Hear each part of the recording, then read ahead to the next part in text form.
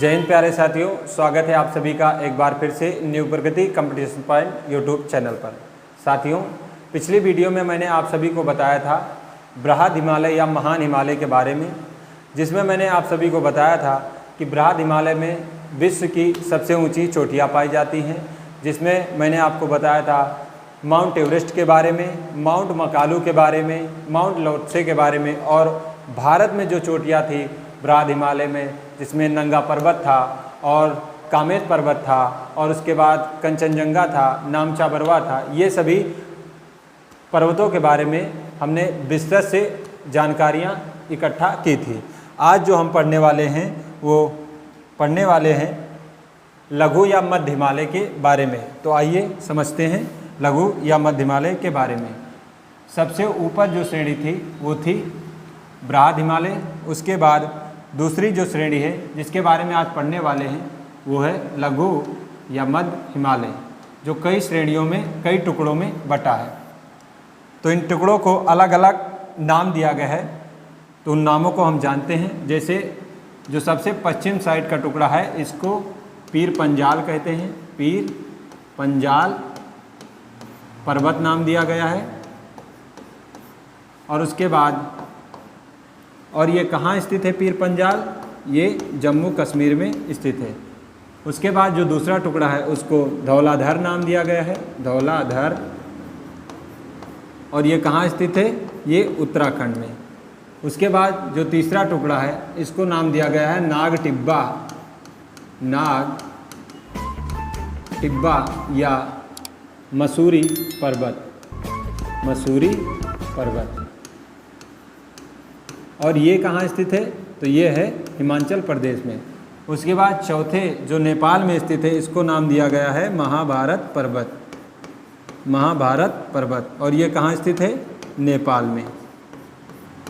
तो आइए हम समझते हैं लघु हिमालय के बारे में। तो हेडिंग डालेंगे हम लोग लघु हिमालय, लघु हिमालय। इंग्लिश में इसे लेसर माउंटेन भी कहते हैं। इसके कुछ अन्य नाम हैं जो एग्ज़ाम में पूछे जाते हैं, उन नामों को भी हम लिख लेते हैं। जैसे अन्य नाम में इसे मध्य हिमालय, मध्य हिमालय या हिमालयन हिमालय भी कहते हैं, हिमालयन हिमालय कहते हैं। और इसकी एवरेज ऊंचाई की बात की जाए तो इसकी एवरेज ऊंचाई 4000 मीटर है। और यह बृहद हिमालय के बाद में बना था, बृहद हिमालय के बाद में बना था। मतलब सबसे पहले बृहद हिमालय का निर्माण हुआ, उसके बाद लघु हिमालय का निर्माण हुआ, उसके बाद शिवालिक हिमालय का निर्माण हुआ, बाद में निर्माण हुआ था। तो ये थी बेसिक जानकारी लघु हिमालय के बारे में। अब इन श्रेणियों को हम लिखेंगे। जैसे पहली श्रेणी जो बटी है पीर पंजाल श्रेणी, पीर पंजाल श्रेणी। और ये पीर पंजाल श्रेणी कहाँ स्थित थी? ये स्थित थी जम्मू कश्मीर में। उसके बाद जो दूसरी श्रेणी है वो है धौलाधर श्रेणी, धौलाधर श्रेणी, धौलाधर श्रेणी या धौलाधर पर्वत। ये कहाँ स्थित है? ये है उत्तराखंड में। उसके बाद जो तीसरा पर्वत था या तीसरी श्रेणी थी वो थी मसूरी श्रेणी या नाग टिब्बा श्रेणी, मसूरी श्रेणी। और ये कहाँ स्थित थी? ये हिमाचल प्रदेश में। और चौथी थी महाभारत श्रेणी, महाभारत पर्वत या महाभारत श्रेणी। और ये कहाँ स्थित था? नेपाल में। तो ये थी दोस्तों लघु या मध्य हिमालय के बारे में जानकारी। लघु या मध्य हिमालय से इतने से ही क्वेश्चन आता है अधिकांशतः, कि पूछा जाता है कि पीर पंजाल पर्वत किस श्रेणी का भाग है या धौलाधर पर्वत किस श्रेणी का भाग है। और कभी भी क्वेश्चन इसकी एवरेज ऊंचाई से आ जाता है लघु हिमालय के, या कभी कभी इनके अन्य नामों से क्वेश्चन आ जाता है। तो ये थी दोस्तों लघु या मध्य हिमालय के बारे में जानकारी। अब हम अगले पर्वत या अगली श्रेणी के बारे में पढ़ेंगे। जो अगली श्रेणी हमारी दोस्तों शिवालिक श्रेणी जो सबसे बाद में बनी थी। मतलब सबसे बाद का मतलब ये हुआ कि दोस्तों जो तीनों श्रेणियां हैं उनमें सबसे बाद में बनी थी। कुछ इस प्रकार से इसका विस्तार है। तो हम हेडिंग डालेंगे शिवालिक श्रेणी। शिवालिक श्रेणी इंग्लिश में इसे लिखेंगे शिवालिक रेंज। शिवालिक रेंज।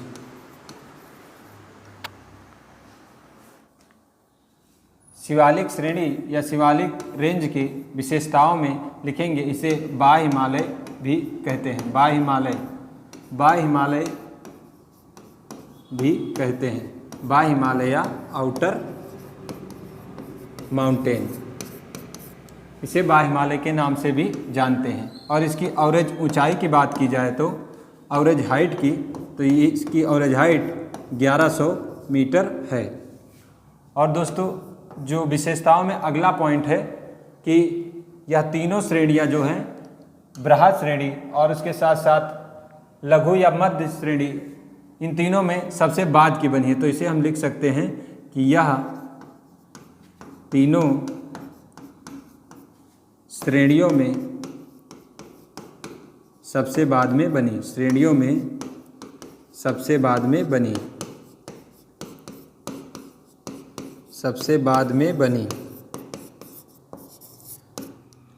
ये थी दोस्तों शिवालिक श्रेणी के बारे में बेसिक सी जानकारी। नोट करके एक पॉइंट लिखेंगे जो एग्जाम में पूछा गया है कि शिवालिक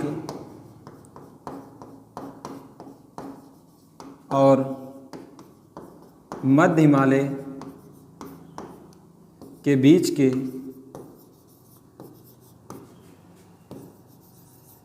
घाटियों को दून या द्वार कहते हैं। एग्जाम में क्वेश्चन ऐसे आएगा कि किन दो श्रेणियों के बीच के स्थान को दून या द्वार कहते हैं। अब यहाँ पर एक पॉइंट आया है घाटियाँ। तो दोस्तों घाटियाँ किसे कहते हैं कि जैसे दो पर्वत हैं और उन दो पर्वतों के बीच की जो वी आकार का शेप बनता है इसे ही घाटियाँ कहते हैं। और दोस्तों दून और द्वार का कैसे एग्जाम्पल हुआ, जैसे दून का मतलब हुआ देहरादून और द्वार का हुआ हरिद्वार।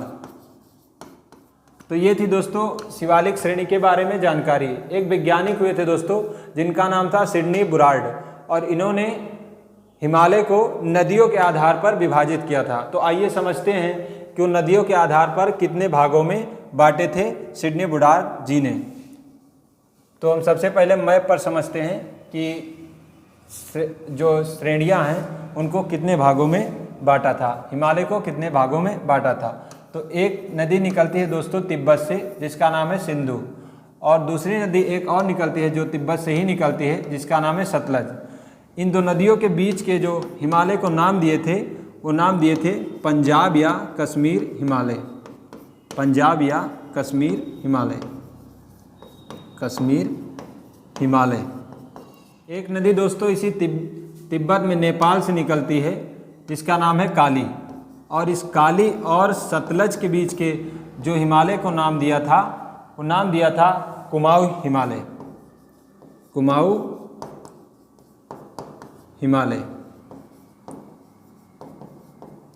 और दोस्तों एक नदी नेपाल से निकलती है जिसका नाम है तीस्ता, और इस काली और तीस्ता के मध्य के हिमालय को जो कहते हैं वो कहते हैं नेपाल हिमालय। नेपाल हिमालय। और दोस्तों इसी तिब्बत से, जो यहाँ पर तिब्बत है, यहाँ से एक नदी निकली है ब्रह्मपुत्र नदी, जो अरुणाचल प्रदेश से प्रवेश होकर बंगाल की खाड़ी में गिर जाती है। और इन दो नदियों के बीच के जो हिमालय को नाम दिए थे वो दिए थे असम हिमालय। असम हिमालय। आइए हम सीरियल से लिख लेते हैं कि सिडनी बुरार्ड जी ने जो नदियों के आधार पर हिमालय को बांटा है वो कैसे कितने भागों में बांटा है। लिखेंगे हम लोग सिडनी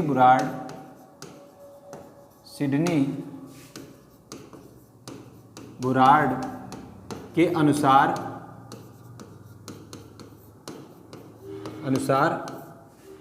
हिमालय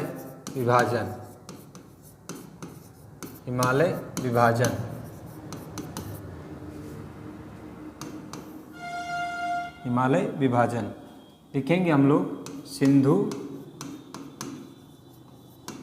और सतलज के बीच के हिमालय को,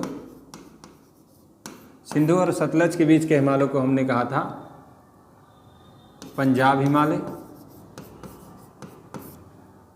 उसके बाद सतलज और काली नदी के बीच के हिमालय को नाम दिए थे कुमाऊं हिमालय। उसके बाद काली और तीस्ता नदी के बीच के हिमालय को, इसको नाम दिया गया था नेपाल हिमालय। उसके बाद चौथा तीस्ता और ब्रह्मपुत्र नदी के बीच के हिमालय को नाम दिए थे असम हिमालय। तो ये था दोस्तों नदियों के आधार पर हिमालय का विभाजन, और साथ साथ में जो संपूर्ण हिमालय है उसके बारे में विस्तृत जानकारी। आपको वीडियो कैसी लगी कमेंट बॉक्स में ज़रूर बताएं, और जो हमारे चैनल पर पहली बार आ रहे हैं वो हमारे चैनल को ज़रूर सब्सक्राइब करें। मिलते हैं दोस्तों अगले टॉपिक में अगली वीडियो के साथ, जब तक के लिए जय हिंद।